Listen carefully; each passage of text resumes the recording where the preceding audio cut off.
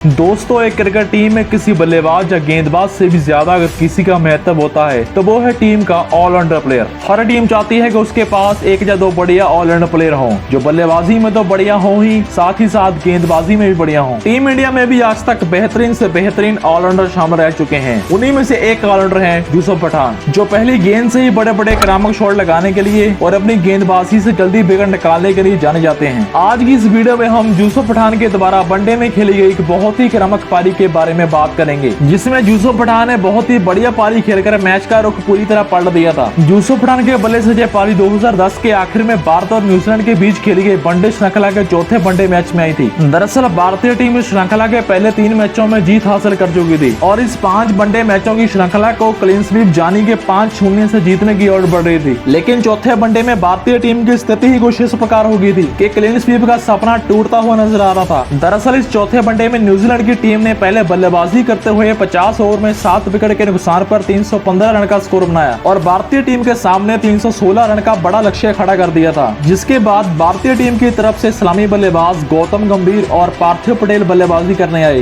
दोनों इस्लामी बल्लेबाजों ने भारत को शानदार शुरुआत दी। पारी के पहले 4 ओवर में दोनों बल्लेबाजों ने थोड़ा संभल कर खेला और केवल 10 रन बटोरे। लेकिन 5वें ओवर से पार्थिव पटेल किवीज गेंदबाजों की गेंदों पर तगड़े प्रहार करने लगे, जिसमें उनके बल्ले से 5वें और 6ठे ओवर से 4 बिजली की गति जैसे तेज तरार चौके आए। जिसके बाद 7वें ओवर से गौतम गंभीर ने भी अपने हाथ खोलने शुरू कर दिए। गौतम गंभीर ने भी 7वें और 8वें ओवर में 3 चौके जड़े और 8 ओवर तक भारत का स्कोर 51 रन हो गया था। आगे 9वें ओवर में पार्थिव पटेल ने 2 आक्रामक चौके और लगाए, लेकिन अगले ही ओवर में गंभीर पॉइंट पे खड़े फील्डर गप्टिल के ऊपर से शॉट लगाने की कोशिश में गप्टिल को कैच दे बैठे। गंभीर 67 के स्कोर पर 27 रन बनाकर आउट हुए। जिसके बाद बल्लेबाजी करने आए विराट कोहली भी इसी ओवर की आखिरी गेंद पर कैच आउट हो गए। भारत का स्कोर अब 10 ओवर में 68 रन पर 2 विकेट हो गया था। अब बल्लेबाजी करने आए युवराज सिंह। 2 विकेट गिर जाने के कारण दोनों ही बल्लेबाजों ने थोड़े ओवर संभल कर बैटिंग की। तभी 17वें ओवर की दूसरी गेंद पर युवराज सिंह ने फास्ट गेंदबाजी के खिलाफ आक्रामक रवैया अपनाते हुए एक जोरदार छक्का लगाया। लेकिन अगले ओवर में वो भी 20 रन बनाकर नाथन मैकलम की गेंद पर कैच आउट हो गए। उनके बाद 20वें ओवर में पार्थिव पटेल भी 53 रन की अर्धशतकीय पारी खेलकर नाथन मैकलम का शिकार बने और आउट हो गए।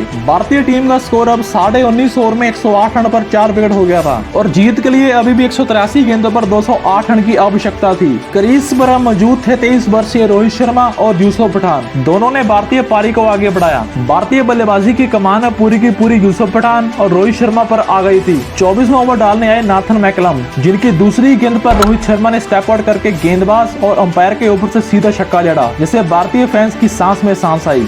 तभी 26वें ओवर में न्यूजीलैंड के कप्तान ने नाथन मैकलम को गेंदबाजी से हटाकर एक तरफ से फिर फास्ट गेंदबाजी शुरू कर दी। लेकिन फास्ट गेंदबाज की पहली ही गेंद पर रोहित शर्मा ने एक चौका लगाया। वहीं दूसरी तरफ से स्पिन गेंदबाजी ही जारी रही। डेनियल विटोरी के 27वें ओवर में यूसुफ पठान ने अपनी बल्लेबाजी का तूफानी अंदाज शुरू करते हुए इस ओवर की दूसरी गेंद पर स्ट्रेट छक्का जड़ दिया, जिससे भारतीय पारी में जान सी बढ़ती हुई नजर आई। अब दोनों ही बल्लेबाज खुलकर शॉट्स लगाने लगे। एक तरफ से जहां रोहित शर्मा क्लास बैटिंग कर रहे थे, तो वहीं यूसुफ पठान आसमानी शॉट्स का नजारा पेश करते हुए चौके छक्के लगाने लगे। इसी बीच 188 के स्कोर पर टीम सऊदी की गेंद पर रोहित शर्मा मिड ऑफ में खड़े फील्डर को कैच मार बैठे। रोहित शर्मा 4 चौके और एक छक्के से भरपूर 44 रन की पारी खेलकर आउट हुए। रोहित शर्मा के आउट होते ही मैदान में शांति छा गई, क्योंकि जीत के लिए अभी 100 गेंदों पर 128 रन की जरूरत थी और 7वें नंबर पर बल्लेबाजी करने आए सौरभ तिवारी। लेकिन उनके बाद अब लोअर ऑर्डर बैट्समैन ही बाकी थे। लेकिन यूसुफ पठान कहां रुकने वाले थे। उन्होंने बिना विकेट गिरने के डर से कीवीज गेंदबाजों की धज्जियां उड़ाना जारी रखा। तभी मैदान में हो रही थोड़ी थोड़ी बारिश तेज हो गई और 36वें ओवर खत्म होने के बाद मैच रोक दिया गया।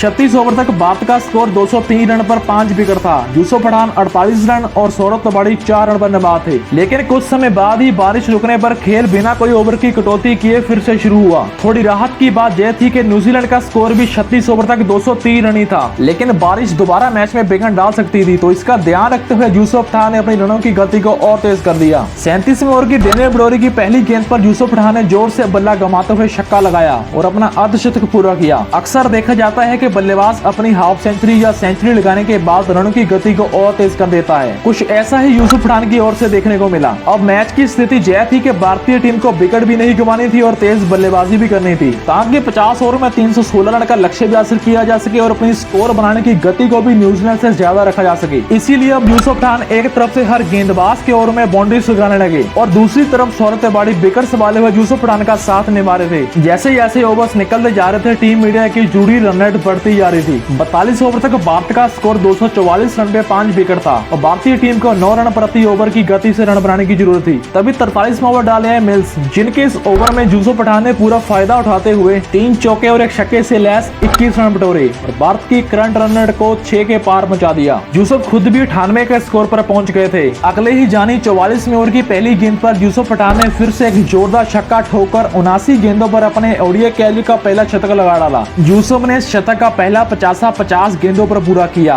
और दूसरा 50 यूसुफ पठान ने केवल 29 गेंदों पर लगा डाला। भारतीय टीम का स्कोर भी 271 रन हो चुका था। फिर अगले 3 ओवर में दोनों बल्लेबाजों ने ज्यादा जोखिम ना उठाते हुए सिंगल डबल की गेंद खेली। तभी 47वें ओवर में सौरभ तिवारी ने भी एक चौका लगाया, जिसके बाद टीम सऊदी के 48वें ओवर में दोनों बल्लेबाजों ने मिलकर न्यूजीलैंड की उम्मीदों पर पानी फेर दिया। ओवर की दूसरी गेंद पर पहले यूसुफ पठान ने एक छक्का लगाया और फिर सौरभ तिवारी ने 2 चौके और लगाए। इस ओवर में दोनों बल्लेबाजों ने 15 रन बटोरे। अब जीत के लिए 4 रन की जरूरत थी, जिसके बाद अगले मैकलम के ओवर में सौरभ तिवारी ने विनिंग छक्का जड़ा और दोनों ही बल्लेबाजों ने 93 गेंदों पर 133 रन की शानदार पार्टनरशिप करके 7 गेंदें रहते ही भारतीय टीम को 316 रन के लक्ष्य के पार पहुंचा दिया, जिसमें अकेले यूसुफ पठान ने 96 गेंदों पर 123 रन की आछी नबाद पारी खेली और तूफानी 7 छक्के और 7 चौके जड़े। वहीं उनके साथी सौरभ तिवारी ने भी बढ़िया बल्लेबाजी करते हुए 39 गेंदों पर 37 रन की नबाद पारी खेली। यूसुफ पठान के द्वारा खेली गई यह पारी उनके ओडीआई कैरियर की सर्वाधिक और सबसे अनमोल पारी है। इस मैच में यूसुफ पठान ने नबाद 123 रन की पारी तो खेली ही थी, साथ ही साथ बढ़िया गेंदबाजी करते हुए 3 विकेट भी हासिल की थी, जिसकी वजह से वो इस मैच में मैन ऑफ द मैच भी रहे थे। आखिर यही तो एक ऑलराउंडर होने का एक्स फैक्टर होता है। ऐसे ही यूसुफ पठान ने कई मैचों में बढ़िया बल्लेबाजी और गेंदबाजी करते हुए भारतीय टीम की जीत में बड़ी भूमिका निभाई है। तो फ्रेंड्स, यूसुफ पठान के द्वारा खेली गई कौन सी पारी आपको बेहतरीन लगती है, कमेंट करके जरूर बताएं। और ऐसे ही विस्फोटक बल्लेबाजों के द्वारा खेली गई पारियां और भारतीय टीम के रोमांचक मैचों की हाइलाइट्स देखने के लिए इस चैनल को सब्सक्राइब जरूर कर लें। हम आपके लिए ऐसे ही मैचेस पर वीडियोस लाते रहेंगे। तो दोस्तों, इस वीडियो में इतना ही। अगली वीडियो में फिर मुलाकात होगी, तब तक के लिए जय हिंद, जय भारत।